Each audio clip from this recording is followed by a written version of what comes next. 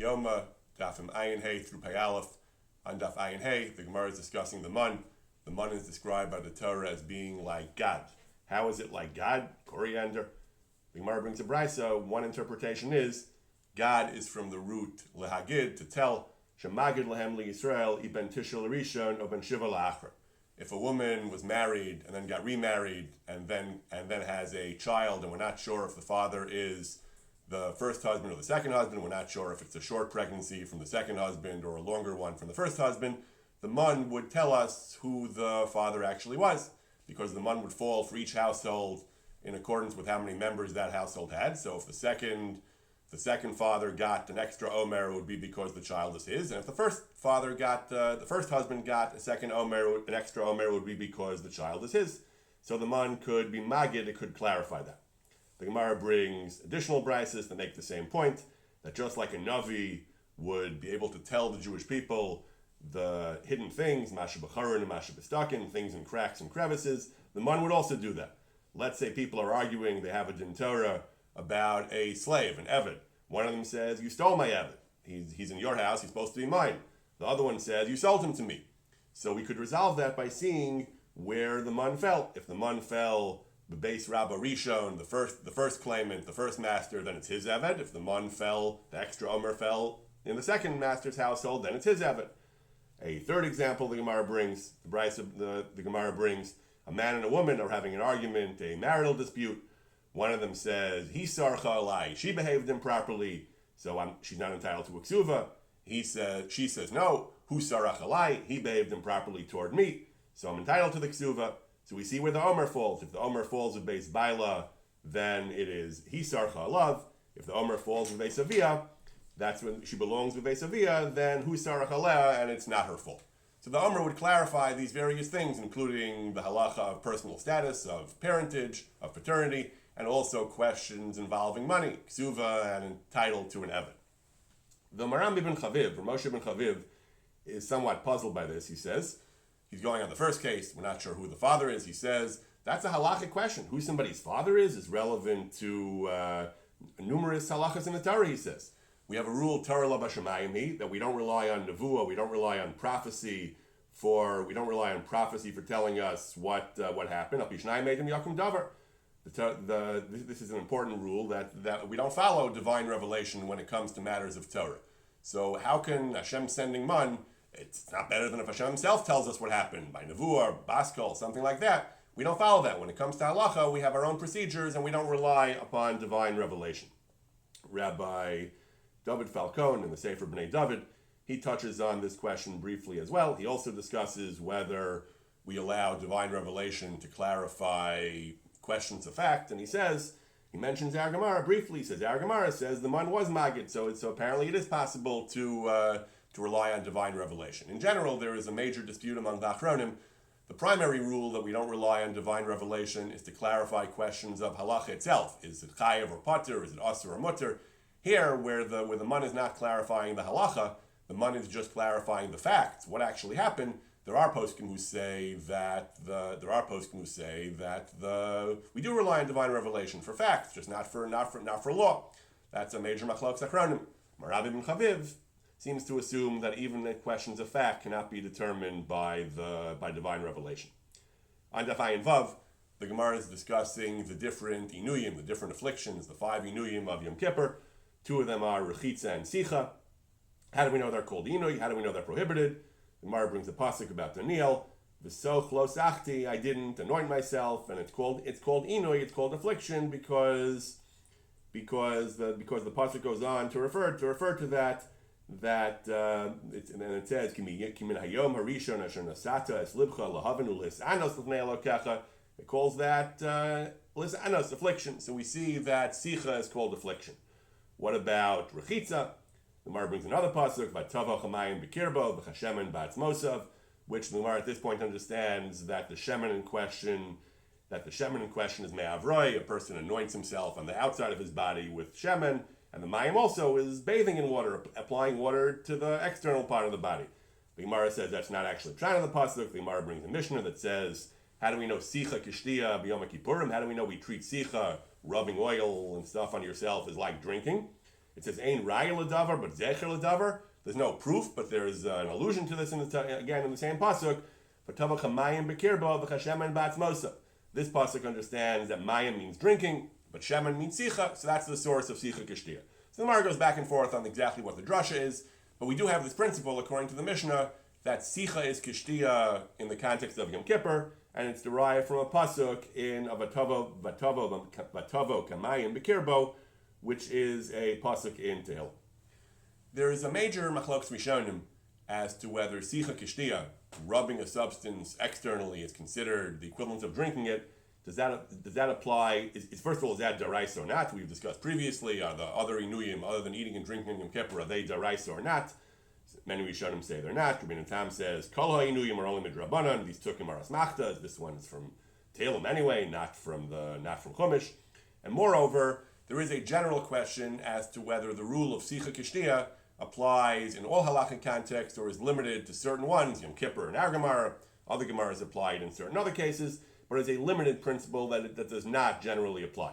Rabbeinu Tam, after saying that it's Drabanan, Rabbeinu Tam goes on and says that a person is allowed to rub on himself lasuch chelev, something which is forbidden fat, which is aser, because it's not called shtia, even though the Gemara says sicha kishtia, only for Yom Kippur, and for Truma, and for Isurei Hana, things that are you're not allowed to have Hana from, but for other Isurei Achila, eating tray food, you're allowed to rub tray food on yourself externally. We don't say Sicha Kishtia. Many posts can bring this Rabbeinu Tam, that Sicha Kishtia does not apply to other Isurim. There are some Rishonim who did seem to understand that Sicha Kishtia does apply to other Isurim as well. Sefer Isser V'Heter says, you're not allowed to rub Shuman Chazir, animal, pig fat on yourself, or Chela, forbidden fats. And it's Aser at least midrabanan. So some posts can say it's Aser midrabanan. Either they disagree with Rabbeinu Tam. Some posts can seem to fail Rabbeinu Tam. Some posts can understand Rabbeinu Tam to have been saying that it's not Aser entirely, and therefore it's mutter if there's a need for it. But just l'shem tainug, when there's no pressing need, it is Aser at least midrabanan. And some say it's mutter entirely. There are many different opinions back and forth on this question.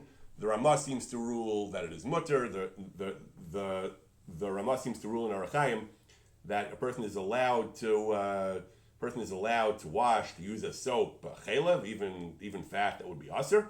The Bir Halacha brings from the Vilna Gaon, the Bir Hagra, that he paskined like many poskim that you're not allowed to because of sicha kishtia, at least midrabanan it's aser. That there is an isser of using treif substances to rub externally, and we don't paskin like Rabbeinu Tam. The Bir Halacha acknowledges the minhag ha'olam is to be lenient to use treif soap. Some medaktikim are strict about it. Bir Halacha recommends if you're able to get kosher soap, it is appropriate, he says, to be kosher for the machmirin. Even Rabbeinu Tam, as understood by most poskim, is that it's mutter. But there are those who understand, who either disagree with Rabbeinu Tam or who understand that Rabbeinu Tam was only being matir l'maisa when there was a need for it, but just l'tanug. There are some poskim at least to a machmer. Rav Ovadia has a lengthy discussion on this, where he also says that most poskim are matir, but there are some who are machmer, as the Bir Halacha brings from the Gra. On Daf Ayin Zayin, the Gemara brings a brisa. The Gemara discusses the parameters of the prohibition of bathing on Yom Kippur. So it says you're not allowed to bathe kol gufo, even mixas gufo. However, if you're dirty, if you have mud or excrement, you can wash it off. And a person who's sick, or he has some types of blisters, or if he has some types of scabs and he needs to wash them, he's not washing latanug. The general rule is if you're washing for medicinal purposes, for some type of other functional purpose, not for enjoyment, it is mutter. The Gemara goes on and gives a variety of other applications of this general rule. A woman is preparing food for a child. She wants to wash her hands to avoid, before she feeds him, that's mutter. She can't eat. She can't even cook on Yom Kippur. You can't cook. Tisha B'Av, they talk about the woman who is preparing food for after the Tanis. Yom Kippur, you're not doing that. But it says that Shammai Azakin didn't want to do that, and they told him he has to do it because there's a ruach ra. Something called shifta. If you don't wash your hands, there's a danger of ruach ra. So the Gemara is saying that getting rid of ruach ra is also a reason for washing your hands. The Gemara then goes on and talks about people visiting their father or their rebbe or a gadol. You can travel through the water. You can cross a river. You can pass through the water. You don't have to worry about the prohibition of bathing. Again, it's not rechitza shel tanug. It is mutter. But the Gemara goes on and says, what about a rav going to a Talmud? Is that mutter? The Gemara says that's The Gemara said that the Gemara then brings proof the Gemara brings a discussion about that, whether that's not so clear that that's mutter. And the Gemara goes back and forth and so on. So the general rule is people are accustomed to say that rechitza she'ena shel tanug is mutter, but not always. The Gemara has this question about a Rebbe going to a Talmud, even though he's not doing it for tanug, but it's not as much of a necessity, so you shouldn't do it. The Gemara has another question. People went to hear a drush on Yom Kippur. That was mutter, to go hear the drasha, to pass through a river. What about returning? The Gemara discusses, can you return? One opinion said not. Another opinion says yes, because then they won't come next time. But just because you're going through as a form of travel and not because you're enjoying the bathing, that's not always a heter. So in general, we say rechitza is asur, rechitza shel tanug. However, if there's not enough of a need, then it's not so clear that rechitza is always mutter. And this distinction appears in the Shulchan Aruch as well. Shulchan Aruch brings many of the heterim of the Gemara, other heterim that if you're being rochet, not for tanug, it's mutter. Rechitza is generally asur, but if you have dirt, you can clean it. Only the Mishnah Berurah explains only the parts of the hand that are actually dirty. And the general rule is lo asur el rechitza shel tanug. The Shulchan Aruch says only for pleasure bathing it's mutter. So the Mishnah Berurah says that if you have sweat, that one of the examples so sweat would seem to be something that's mutter also. So if there's a lot of sweat, then it's mutter. Again, it's not rechitza shel tanug.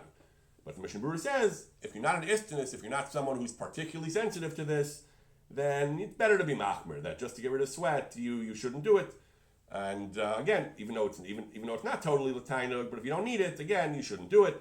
Even according to the lenient view on sweat, some say that's only if there's a lot of sweat, an exceptional amount of sweat, but just ordinary sweat, that you should not be lenient according to anybody. Shulchan Aruch paskins, and in the morning you can wash negel vaser. You can wash untilas yadayim of the morning to get rid of ruach ra, because again, that's the Ramah says that's mutter. It's not lahanoas rechitza. You shouldn't have in mind that you're doing it because you enjoy washing. You should have in mind that you're doing it for the functional purpose of getting rid of the ruach ra. The Mishnah Berurah says ruach ra 3 times. You need we paskin that you need 3 times to get rid of ruach ra, so do it 3 times. Post can talk about 4 times according to the Grub, but at least 3 times you can certainly do it. And it's like dirt. Ruach ra is like dirt. We saw that in the Gemara of Shammai and the Shifta that he was supposed to wash his hand to avoid the ruach ra of the Shifta. Then the Shulchan Aruch talks about going to the bathroom.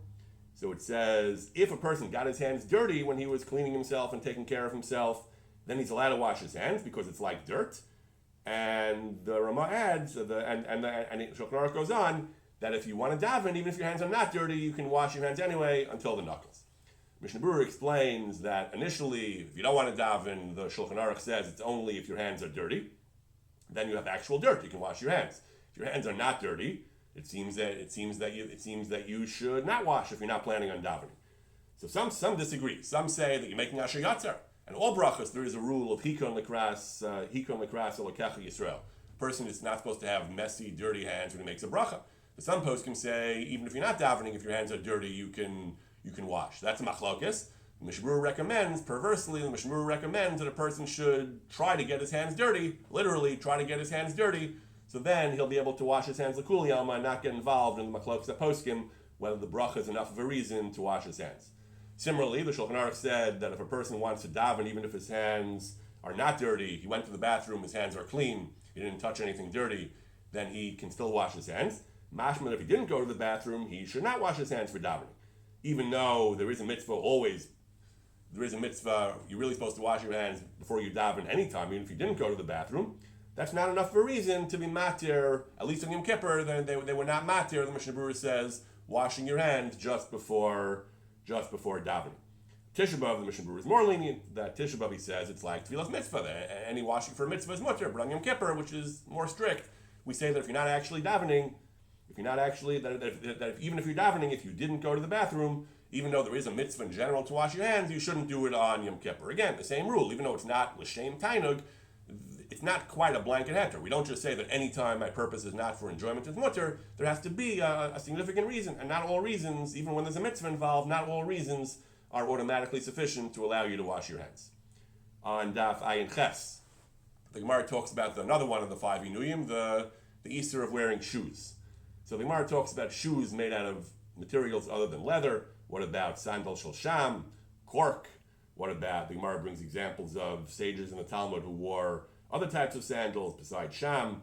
They talk about dihitani and bedehutzai, which are sandals that have reeds and other types of fibers. And the Gemara brings that these were mutter. Various cases like this are mutter. This is how we paskin in the Shulchan Aruch. You're not allowed to read, this is the halacha that is widely known, you're not allowed to wear shoes or sandals of leather. However, you are allowed to wear shoes or sandals of other materials. Gemi, kash, beged, straw, different types of reeds and other things, cloth, you're allowed to wear. The Mishnah Berurah says it's not really so simple, because the truth is there is a machlokes rishonim. Some rishonim understand that you have to feel the ground. Rambam's language, you have to feel the ground with your feet. Your feet should feel the hardness of the ground. Some poskim understand, some rishonim understood that when the Gemara was matir these cork and other things, because they were kind of makeshift and your feet still felt the ground. The Shulchan Aruch doesn't pass like that. The Shulchan Aruch paskins that any non-leather shoe is mutter. But the Mishnah Berurah says that some achronim are machmer entirely on wood, and some achronim say at least comfortable things that protect the shoe and you don't feel the hardness of the ground, you don't feel like you're barefoot at all, that violates Inui, that's not the Inui of Yom Kippur. Some achronim are machmer. The Mishnah Berurah actually recommends being machmer. The Mishnah Berurah says you can't object to those who are lenient and wear comfortable non-leather shoes. However, the Shulchan Aruch and most achronim are lenient, he says, but someone who's able to be strict and not wear even non-leather shoes is Nachon la'achmer b'zeh. He really should wear just stockings or leggings, and not wear actual shoes if they're comfortable, even if they're not made out of leather. And this is something that many contemporary poskim bring as well. The minhag is widely to be lenient, but poskim do point out that if a person can, he should avoid wearing even non-leather shoes. Rav Elyashiv, a number of years ago, a decade or so ago, made waves by saying that you should not wear Crocs on Yom Kippur. He said that, he said we do paskin lahakel that only leather shoes are asur. Crocs are not leather. However, he says there are some poskim who say that if you don't feel the ground, if you're too comfortable, you shouldn't wear them. And particularly, he said he was, the way Rav Elyashiv was quoted, he said he wasn't going to say that Crocs are asur meikra din, but it's not in the spirit of Yom Kippur. He says it's not in the. He says it's taking into account those who are machmer in general on things that anything that's too comfortable. He says he recommends you don't do it because they're certainly comfortable and you don't feel like you're walking barefoot. And Rav Elyashiv recommended that you should not wear Crocs. There are poskim who go even further. There are poskim where Karelitz is quoted as having held that even certain shoes, certain non-leather shoes may even be asur meikra din. If they're completely normal shoes, synthetic shoes that people wear on a normal daily basis, they're just as comfortable and shoe-like as regular shoes. Some suggest they might even be asur meikra din. That's certainly not the minhag, but there is a widespread minhag not to wear comfortable shoes. Crocs is not the kind of thing that most people would wear on a, informal circles certainly, but people do wear them regularly for comfort. So there are poskim who say that you shouldn't do that, at least as a chumrah, that you shouldn't wear, because there are poskim who say that's asur, and at least as a chumrah, there are poskim who say you shouldn't wear shoes that are too comfortable. Tachayin Tes, the Gemara talks about the shear of achila. How much do you have to eat on Yom Kippur to be chayiv? The halach is you can't eat anything on Yom Kippur. Midaraisa, it's asur even chati shir asur min haTorah. But in certain cases, we say that but how much do you have to eat to be chayiv? So the shear is different from the usual shear of kizayis. The shear is koseves hagasa.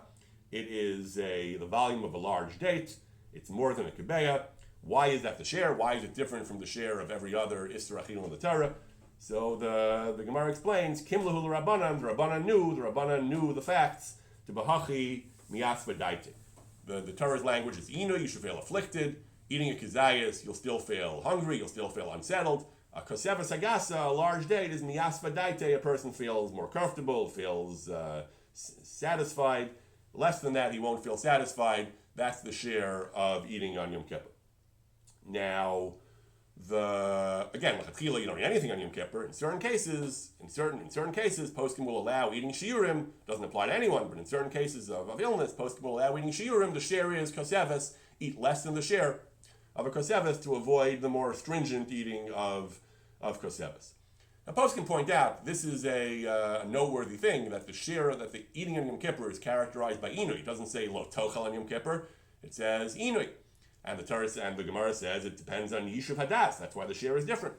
So poskim discuss whether it's just a halacha that's specific to the share, or whether it's something more fundamental, that the prohibition of eating on Yom Kippur is fundamentally different from other prohibitions of eating. The prohibition is against Yishuv Hadas, which may have other ramifications as well.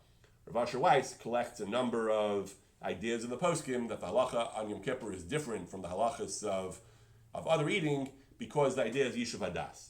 He brings from the Machne Chaim that even someone who has a heter to eat shiurim on Yom Kippur, if he keeps eating shiurim, 1/2 a koseves every 10 minutes or so, he can eat a little bit more than that, but even if a person eats kefir the shiurim, if he eventually eats enough that he feels full, then he would be chayav karas. Because again, a regular share of achila, the isser of eating tray food is eating less than the kazayas. If you eat less than the kazayas all day, you still haven't done the isser of eating a share of tray.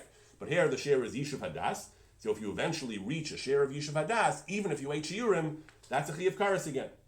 And the brother of the Machne Ephraim says he heard that from the Chasam Sofer. Rav Asher Weiss says, so clearly they're understanding that it's not just a question of share. Share, you have to have the rules of share. But they understand that the definition of achila is you have to feel mu'una. If you feel Yishuv Hadas, then it's asur. Nevertheless, Rav Asher says that it's still dubious, he says, because you still haven't eaten, I'll pay the share of koseves in the share of Kedei Achilas Pras. And he says it's very hard to say this is halacha l'mais. He says maisim b'chol yom, it's common practice, poskei halacha and morei hara, paskin for a chole, sheyesh b'sakana, that he should eat shiurim. No one ever says that in order to avoid eating one time a share, no one ever says that once you reach a share of Yishuv Hadas, at that point it'll be a question of no one ever says we treat that as eating a full share if you ever feel full. So even if the Chasam Sofer said this, it was pilpul, it wasn't meant as halacha l'maisa. Another idea the Rav Asher Weiss brings, he says the Chasam Sofer himself did say, it's in his Chedushim on Shas, that he says you should stop eating on Erev Yom Kippur a certain amount of time before Yom Kippur begins, so that as soon as Yom Kippur begins, you already feel afflicted. If you eat till 30 seconds before Yom Kippur, you're still going to feel full. And then you're supposed to feel inui the entire Yom Kippur. So he understands again, we discussed this previously with regard to taking pills in Erev Yom Kippur, medicines in Erev Yom Kippur to feel full, but the Chasam Sofer said you shouldn't eat till right up to Yom Kippur, then you won't feel the inui on the whole Yom Kippur. So Rav Asher Weiss says he understands that it's not just an Isra Achila of Yom Kippur, it's a mitzvah of inui. You're supposed to feel the inui, not just not eat. However, he says, even so, we would have said that the mitzvah of inui is only not to eat on Yom Kippur, but this is what the Chasam Sofer said, that the fact that the Isra is not merely an Isra Achila, but it's a mitzvah of inui, the Chasam Sofer said that means that you shouldn't really eat too close to Yom Kippur either, even if it is before Yom Kippur. Even according to the Chasam Sofer, Rav Asher Weiss says it's pashut. It's only a mitzvah ba'alma. It's an Indian. He says not an Isser Gomer. Nobody's going to say it's asur to eat too close to Yom Kippur, but it's an Indian not to do that according to the Chasam Sofer. On Daf Pei, the Gemara discusses the share of liquids. We just discussed the share of salads. It's kikaseves hagasa, the large date. On Daf Pei, the Gemara discusses liquids. The share of liquids is to be chayav. Again, everything is asur, but to be chayav is malo lugmav, cheekful. What is malo lugmav? Not the share of both cheeks. The Gemara explains lo malo lugmav mamish, but the share of one cheek you can move to fill up with one cheek, and that looks like the cheeks are full, but that's the share. The share is a malo lugmav. That's how we paskin. That the chiyuv is only triggered by malo lugmav. However, the halacha is this share, unlike koseves hagasa, which is objective and independent of the individual, the share of malo lugmav is subjective based on how large the person's mouth is, how large his cheeks are. You can't give an exact share. We can just say that everyone, the share is according to his malo lugmav. Why is that the share? Shabura brings the same as the share of eating. The share of eating koseves is because Chazal knew that that's the share of Yishuv Hadas when a person feels satisfied, and malo lugmav is the share he feels satisfied when he drinks. And Mishabur explains, again, as we said, it's relative to the person, because Yishuv Hadas depends on the person's own malo lugmav. For some reason, eating is an objective share, drinking depends on a person's own malo lugmav. Now, the Shulchan Aruch says this is relevant for a muberes and a chol. If we have to give somebody to eat because he's sick, we give him shiurim, so we try to give him ma'at ma'at. This is what we call eating b'shiurim, so we don't reach a full share. So that works for eating, and it also works for drinking. We give him less than a malo lugmav at a time. So now, halacha l'maisa, the post can discuss how much is a malo lugmav. How do we figure it out? So again, there's no exact share. It's not like kazayas or koseves, you can write a number. It depends on the person. A person has to do it himself. He has to fill up his cheek with liquid and spit it out and measure how much it is, and that's a malo lugmav. And eat less than that when you eat shiur. Poskim say you should do this before you should do this on Erev Yontif, Erev Yom Kippur. You should do this test. You shouldn't start eating on Yom Kippur that you don't need to. You should do this before Yontif. And they bring from the Matei Ephraim, he says you should not do this on Yontif. You shouldn't try to guess on Yontif how much Malol Lugmav is, because either way, if you overestimate or underestimate, there's a big problem. If you overestimate, you may wind up eating a full share, which is a much more graver violation of Yom Kippur than necessary. If you underestimate, if you have a very strict low share of Malol Lugmav, the sick person may eat less than he needs, and that's also not good. So you should measure, and you should measure by doing it yourself on Erev Yom Kippur. Post can discuss that even though, again, we can't give an exact share because everyone's Malol Lugmav is different, Post can discuss what an average Malol Lugmav is. So some poskim, Rabbi David Heber for the Star case, says that we use 1.5 fluid ounces, 44 milliliters. Some recommend using less than an ounce. According to Rav Chaim Noah, the share of an average Malol Lugmav is 42 milliliters. Rav Yashiv is quoted as saying you should be machmer and the share should be less than 37 milliliters. Again, some people are smaller Malol Lugmav. A younger person, a teenager, might be bar mitzvah, but his mouth is smaller. So there's also a question how you measure. It's hard to fill one cheek full of liquid. It's a hard thing to do. Some poskim suggest, Rabbi Heber mentions this, you fill the whole mouth, fill both cheeks, and then divide by 2. Other poskim, they bring the Chazon Ish, wasn't so sure this was good. It's hard to fill both cheeks properly when your mouth is still open and closed. Other poskim weren't sure that was a good way to measure. I'll call upon him, we have the shiurim of Malol Lugmav is about 1 to 1.5 milliliters, about somewhere between 37 and 44 milliliters. Maybe more according to some opinions, but a person really has to measure according to his own Malol Lugmav if he needs to rely on this dispensation if he's sick on Yom Kippur. So ideally, you should try to measure before Yom Kippur. On Daf Pei Aleph, the Gemara talks about a counterpart to the mitzvah of fasting on Yom Kippur. The Gemara says, the pasuk says, "V'nisemes nafshosechem b'sisha."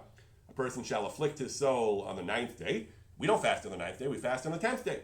So the Gemara says, famous drasha: anyone who eats and drinks on the 9th day, malal of hakasiv kilu asana chi vasiri, Hashem gives you credit, the mitzvah, as if you fasted on both days. The reason the Torah wrote fasting on the 9th day, it means if you eat on the 9th day, it's a mitzvah to eat on the 9th day, and if you do, you get schar as if you fasted on the 9th and the 10th. The Shulchan Aruch paskins this way: mitzvah lechel be'erev Yom Kippur ulaharbas besuda. Mitzvah to eat and to have much suda. Mishnah Berurah explains that the L'fum Tzara Agra, normally you get more schar for fasting than eating. Here the Torah says, Hashem gives us credit, the mitzvah of eating is so great that you'll get schar as if you fasted, which is a greater, normally you get more schar for that. Why is there a mitzvah to eat on Erev Yom Kippur? So the Rishonim have a variety, Midrashim, Rishonim have a variety of explanations. There are about a half dozen different explanations. Rashi on the Gemara says, prepare yourself on the 9th day to be able to fast. You're going to fast. Make sure you eat on Erev Yom Kippur to have enough food so you can fast on Yom Kippur. The Midrash Rabbah says that a different reason. It says we have a day that's such a great and wonderful day that Hashem pardons us for our sins the whole year.